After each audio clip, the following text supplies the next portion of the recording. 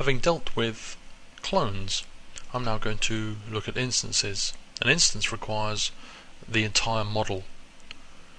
So here I have a model, my man face, and now I have a model instance null. If I were to just translate this over here, what an instance is going to do is just refer to the original model itself. Inside the display we can see instances, and these are in fact just a single null. I cannot access any of the geometry because it is just a null. What it's doing is looking to the master. These are incredibly lightweight. They're just being redrawn in a different position, so we have access to the kinematic properties. The advantage of instances is coming down to the speed.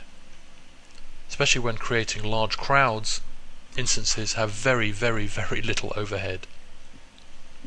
The other advantage is with Mental Ray we can utilize, I'll just get rid of this here, get a light, say a spotlight. If I turn on things like shadows,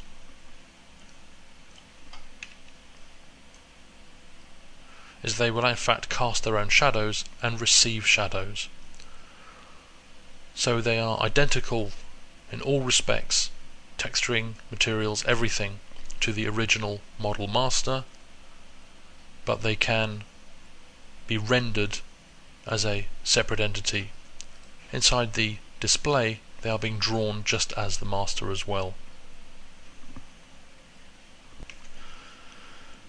With my original model, if I were to do duplicate instantiate, say instantiate multiple, I have a whole load of options.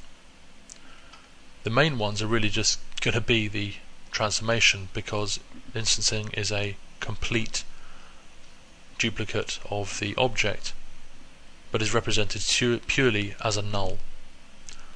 So if I were to have, say, 5 of these, I can now offset them. If I were to put 5 in here and maybe transform them, let's say 3 units in X, but I'm going to randomize, say, the height here in Y. So if I were to do a random number between, say, 1 and 0.9, so therefore now I've got